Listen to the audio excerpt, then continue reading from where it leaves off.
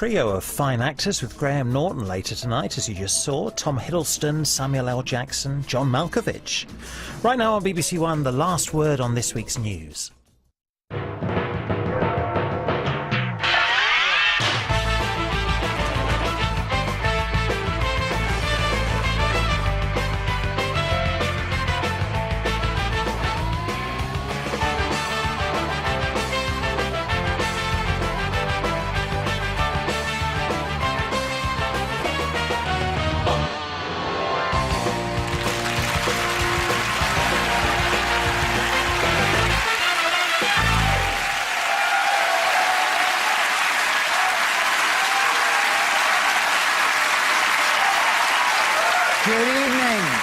Welcome to Have I Got News For You. I'm David Tennant. In the news this week, there's evidence that Britain's loneliest man is being just a little too judgmental on Tinder.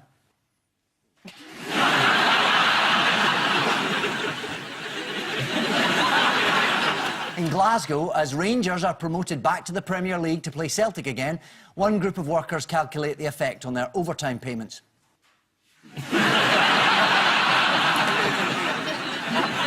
And there's consternation in the Beckham household as the children's entertainer booked for Harper's 5th birthday blows out the candles.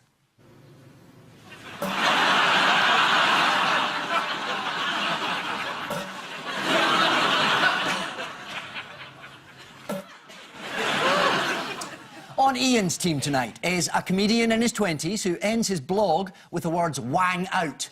As opposed to when he's on Snapchat, "wang out" is how he starts. Please welcome Phil Wang.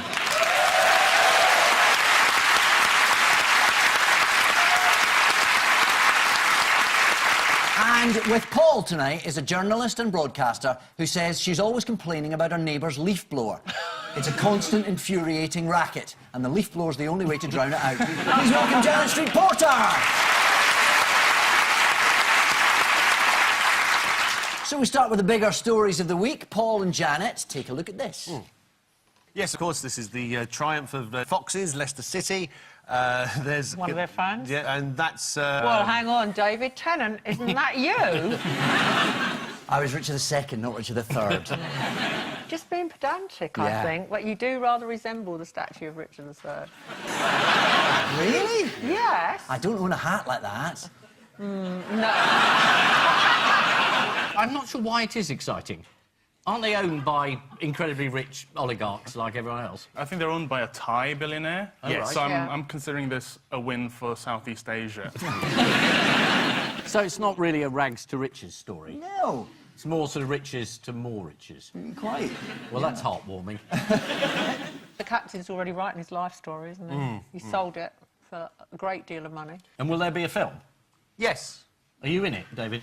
Not yet. Vardy. I only learnt his name yesterday. Vardy. I did a lot of work before this thing. Did you? Yeah. Is that how you refer to this programme, this thing? Yeah. I thought football's coming up. I really need to know my stuff. So I know why they won. Yes. 4-4-2. Oh, really? The only thing I read about it that really interests me is that before the game, they have Buddhist monks who... I mean, this is probably a doping story. It's certainly cheating. The Buddhist monks come in and chant and pray for victory. Yes. And apparently it works. It has worked. Every time. I've got mine right here. There we go, guys. Om. How tall are these people? They're very small. Very small. They've also challenged conventional wisdom because they play most of the time without the ball. What does that mean? It means they are statistically in possession for only 46% of the match. The Buddhist monks just pray and then the ball floats in. It's a Thai technique. You wouldn't understand. I should say I'm not Thai. This is starting to get quite confusing. I should say I'm not either. I'm not, but I can be for a role. Actually not. I'm sure you've all seen Leicester players celebrating at Jamie Vardy's house just after they became the champions. Let's have a look.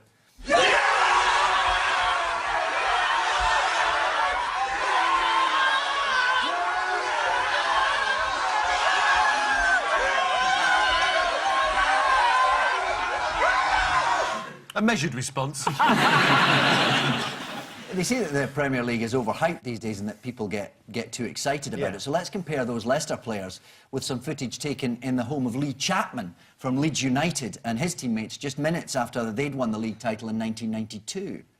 It's a champagne occasion, and we're in Boroughbridge in the home of Lee Chapman. Thanks for inviting us over here. And they're wearing ties. The celebrations in Leicester were widely reported. Steve Hurst went out to soak up the atmosphere with his Cocker Spaniel Daisy, wearing a miniature Leicester kit. He said, "She's got one of her own, but she's just had 9 pups and it's too tight, so she's wearing my granddaughter's." Hasn't Gary Lineker said he's going to present Match of the Day in his Yes, I believe he underwear? has, too. Oh, isn't he available now? He's just got divorced. Janet, this is not loose women, you know. I think David Cameron's encouraged him to do it, hasn't he?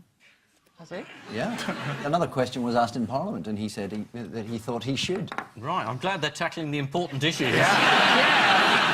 Exactly. What has top Leicester butcher Keith Ashmore done as a tribute to his football team? Spelt the name out in mince. It's bound to be a sausage, isn't it? Made from fox. That'd That'd be delicious, That would wouldn't be it? lovely. He's actually introduced a range of blue sausages. Blue sausages. Yeah. Oh, no, it's gross. He should save his money and buy a better wig. That's not actually Keith, that's a Telegraph journalist. He was going to give you a really good review after you said that. He still ought to get a better wig. Who has also got into trouble over his coloured sausage? Is it a tartan sausage? No.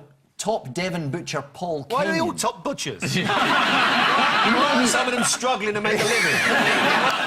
Middling Devon butcher. Middling Devon butcher. Yeah. Paul Kenyon, who produced his Yes. own purple sausage as a tribute to Prince, who died recently. Oh, God. There you go. The animal rights group PETA have asked him to withdraw his sausage. They said Prince was a vegan and would never have wanted his name exploited to sell novelty sausages. I think we'd all aspire to having a novelty sausage, wouldn't we? I've seen a few in my time. By the way, I've met Prince, and that sausage is about 10 times the size of what he had in his pants. Do I have to remind you again, this is not loose women. The body's not even cold, Janet. Yes, this is the shock result that has turned even non-football fans like myself into experts. Leicester Rovers have won the Premier Division. It's a wonderfully romantic story, and to think none of it would have happened if the previous manager hadn't left the club after his son was sacked for filming his mates having an orgy with local women in a Bangkok hotel room.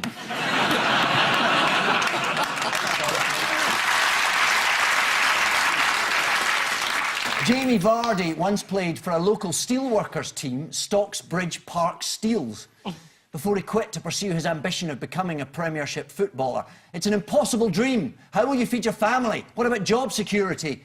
Vardy warned the steelworkers as he left. Ian and Phil, take a look at this. He's got... That's a degree. Swinging quite a long way to the right. That's how big his head is in psychological terms. He's won in Indiana. I mean, that is the official Republican candidate. So it's possible he'll be the next President of the United States. It felt like that was quite hard to get out. I couldn't. I was about to say, and he's going to meet Prime Minister Johnson.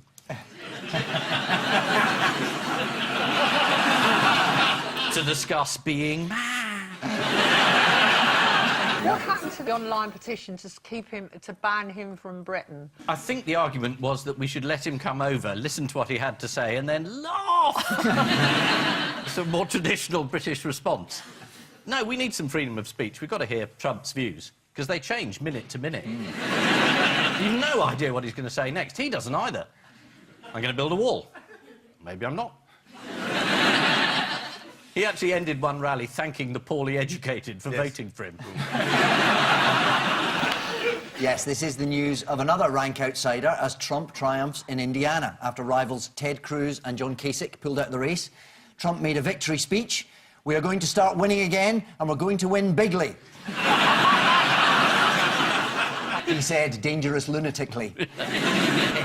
What is being sold at Donald Trump rallies that's causing particular offence? Souls.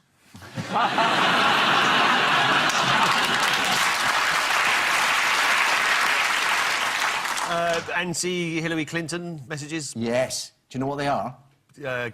Kill the bitch sort of thing.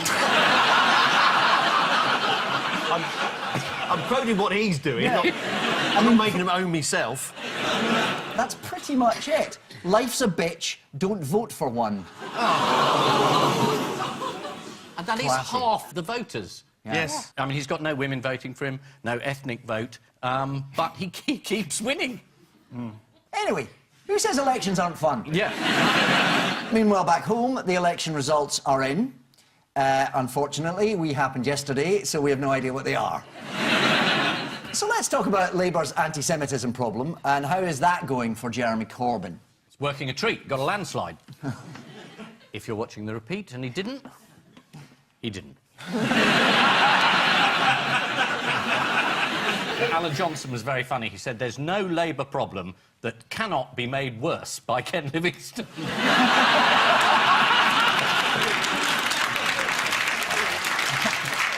The number of Labour members suspended for anti-Semitism and racism since Corbyn took over as leader is now 18. It's not good, is it? Not great. Doesn't that make him the best ever anti-Semite hunter? Every other, like Miliband can find him. Yeah. Does Jeremy Corbyn know the keypad code to the door of his constituency office? No. No, there's footage of him, isn't Yes, there? because him going in would not be news. Yes, quite. It's So getting it snapping. wrong. Well deduced. Let's have a Yes. look. Mr. Corbyn, what are you going to do about the perceived anti-Semitism in your party? Mr. Corbyn, have you got any comment? Mr. Corbyn, what are you going to do about the perception that the party's anti-Semitic and the criticisms from Andy Byrne? Hi, good morning. Very nice to see you. Did someone change the code? Has there been a coup and no one told him? John McDonnell's in there. Throwing his clothes out the top floor Yeah, window. get out. There's your cycling helmet. And here's London mayoral candidate Zach Goldsmith demonstrating how you should handle tough questions from the media. I'm a Bollywood fan, so anything with a Bollywood theme, I will lap it up. You say you're a Bollywood fan. Do you have a favourite actor or a favourite Bollywood film? Oh no, you're gonna. I wouldn't be able to. No, I'm not going to give you one. I can't think of a favourite. Think of a single Bollywood film or actor. I can't think of a favourite. I love almost everything about Bollywood. I love the atmosphere. I love the colour. I love the excitement. I want as much Bollywood as possible here in London. I love him trying to coast it. It's that Boris thing. Nothing. Boris Johnson's term as mayor of our capital city has come to an end after 8 years. So let's take the opportunity to look back at his time in office with a goodbye Boris buzzer round. What is going on here? Yes, Ian. I am thick as... These contraceptive devices don't work. What about this one? Who's the jerk? What about this next one? Yes, Ian. That's Boris having trouble with his zip. Thank you. He got trapped on a zip wire. Yes. And anybody else, it would have been the end of his career. But with Boris, everyone went, look, he's got stuck on a zip. Isn't he brilliant? The time he was up there coincided with London running very smoothly. He looks like a UKIP supporter bauble.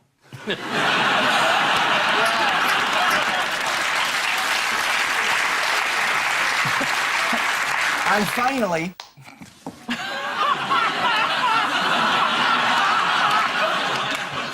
sorry. No, That's not Boris at all. Although a lot of people did notice the similarity when the picture was posted on Twitter by an account called Whores of Yore. I think that's a man in drag, actually, the more I look at it. Well, that was sort of the gag.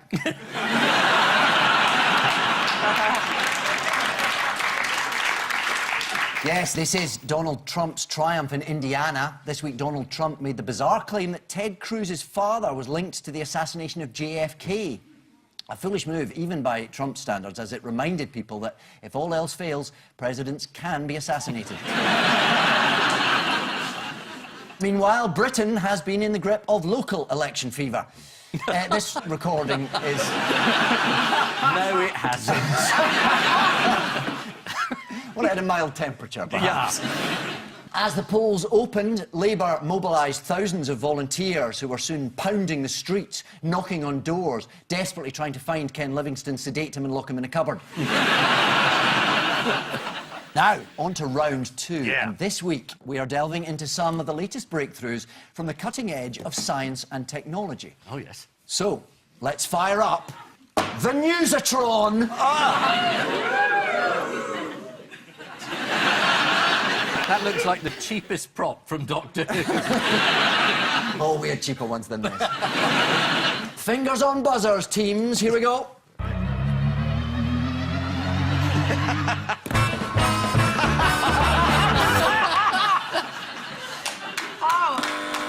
Yes, Paul. Eric Pickles has been reincarnated. Labradors are flabradors. They're the fattest pets. Boffins say that poor old Labradors have got a genetic predisposition. Yeah. Every time they see a plate of food, they have to eat it, and they have to beg for food the entire time. So that makes them exactly like 75% of the British population.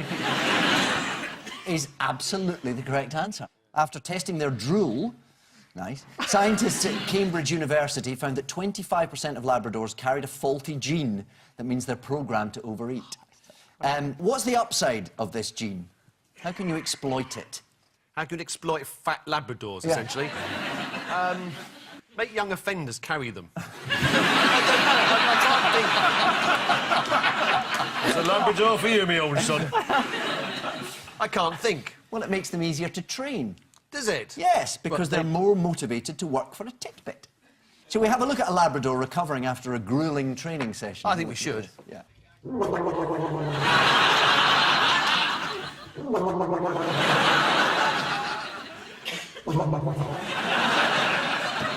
Sounds like Boris Johnson telling his wife we can't remember where he stayed last night.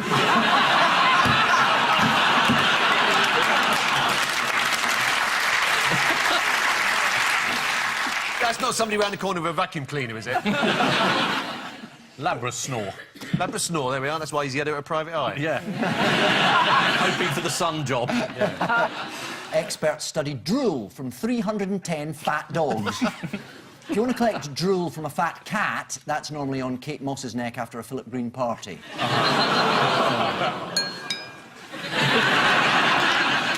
Fingers on buzzers, teams. Here's the next one.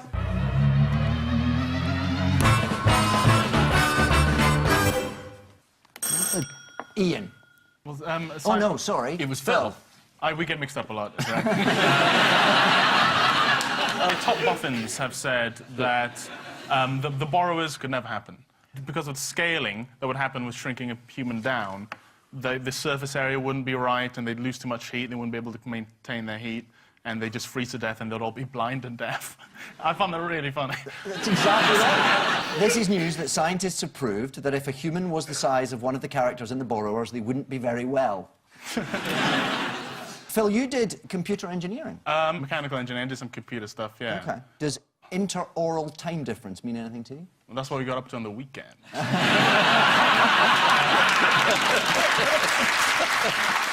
It's the adjustment your brain makes for sound to reach the left and right ears, and if you were that tiny, it'd be totally out of whack. Finally, despite what these scientists might be claiming, how did a real-life borrower nearly miss out on a job this week? There aren't any real-life borrowers. After a typo in his job application, a Mr. O'Neill had to get a doctor's certificate to prove that he wasn't 17 centimetres tall.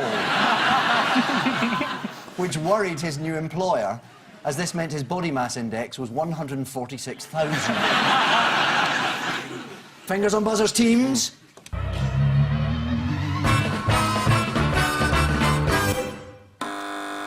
Is it something to do with his phone? It is, yes. He's holding his phone. Is it an app? No, it's not an app.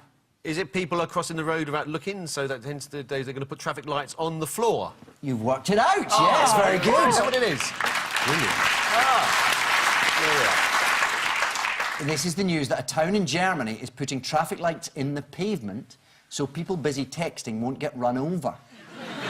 Yes, this is the German town of Augsburg, which has installed traffic lights on the ground to stop texters wandering onto the tram tracks. To warn pedestrians, there are 16 red LEDs embedded in the pavement, and to make sure the Germans spot them, they are the size of a beer mat and the shape of a sausage. Time now for the odd one out round. It's just one between you this week. Your four are Sir Philip Green, John Virgo and Jim Davidson, Sir Winston Churchill and Cavity Sam. Is it yachts? Nope. They all have a heart, except Sir Philip. John Virgo was told off for swearing live during snooker. You're right, John Virgo was caught out during the snooker championships. It wasn't John's fault. The microphones were left up and, crucially, someone was still awake, so... he can't be blamed. But that's not the right answer. I'm swinging it back across. Can we have a clue? Mousetrap. Mousetrap. They've all had board games made of themselves. Is nudging very close to the correct answer. They have all had a board game apart from... Sir Philip Green. Is the correct answer. They've all featured in a board game apart from Sir Philip Green, whose businesses appeared on a specially made Monopoly set given to him by his wife Tina on his 50th birthday. That's brilliant. According to the Sunday Times in 2003, the names of the London streets have been replaced with those of Sir Philip's retail companies like BHS, Miss Selfridge and Topshop on the gold-edged Monopoly board. Is that corner square still there, where it says go to jail? Go directly to jail. Do not take a knighthood. The Parliamentary Committee on Pensions has insisted that Sir Philip Green must meet them to face questions. How's he reacted to that? What has he done? He has agreed. He has a terrible greed.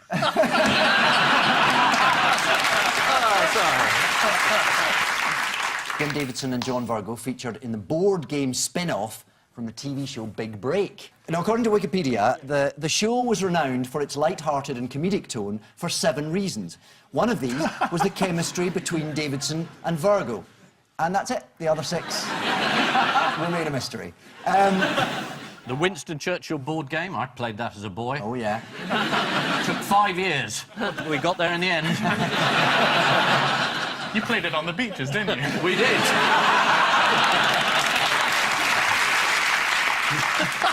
Anyone have an idea of the rules? Are you leader of Britain during the World War II? Well, kinda. It recreates the tension and drama of the conferences between Churchill, Roosevelt and Stalin towards the end of World War II. One review states, a session will require a minimum 3 hours plus for the tournament game and may take a whole day for all 10 conferences. What, so you go through the lot, do you? Yeah. Yalta, Potsdam, all the way through? Yeah. Oh, this is fantastic. I just can't wait. Come on, get on with it. There's also a new app being launched of Churchill Solitaire.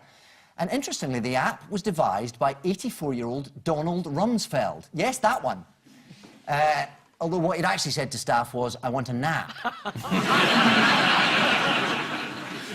Cavity Sam was the name given to the character on the table in the game Operation. The BBC also released a Doctor Who version of Operation, where you operate on a Dalek. Wish I'd had a cut of that. I could be doing Shakespeare tonight instead of this shit.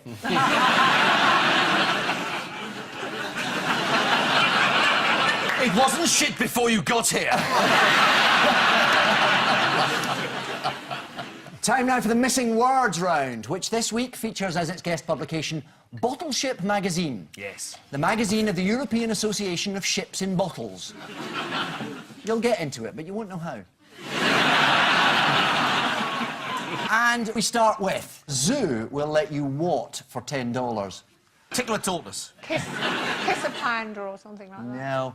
Shoot the animals. Shoot the animals for $10? What sort of business plan would that be? We ain't got any animals, but we got $40 here. Zoo will let you name a cockroach after your ex.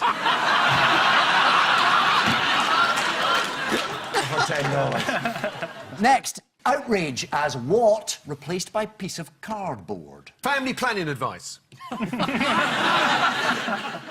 I'm sorry. You're sorry. How do you think I feel?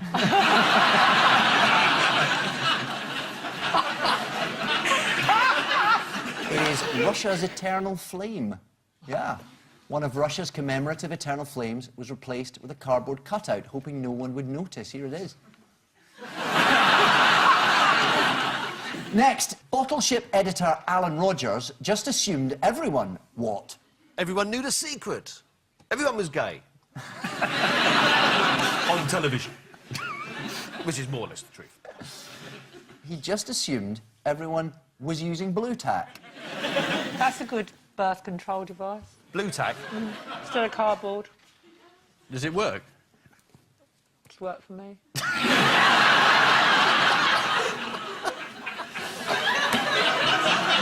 Do you need a hand getting off that chair afterwards? Just being a gentleman. The BBC do not recommend blue tack. Other sticky contraceptives are available. Yes, in Bottle Ship magazine, Alan Rogers explains at great length how useful blue tack is in constructing a ship in a bottle. Alan is well known for his love of proverbs. There are good ships and wood ships, and ships that sail the sea. But the best ships are friendships, and may they always be. No. He said to an empty room.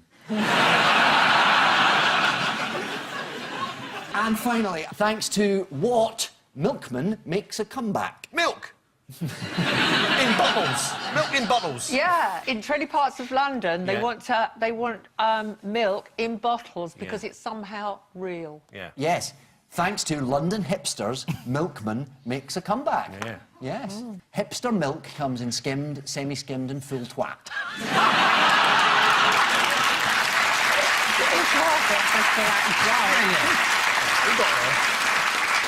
So, the final scores are... Yeah. It's a draw, 6 points each!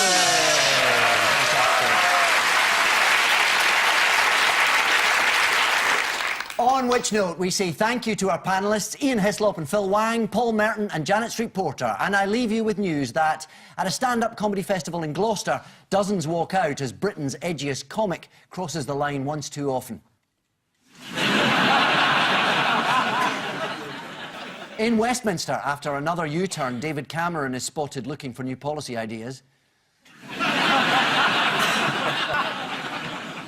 And as the British archery team unveil their squad for Rio, they begin to regret that Vivienne Westwood was asked to design the official Olympic kit. Good night.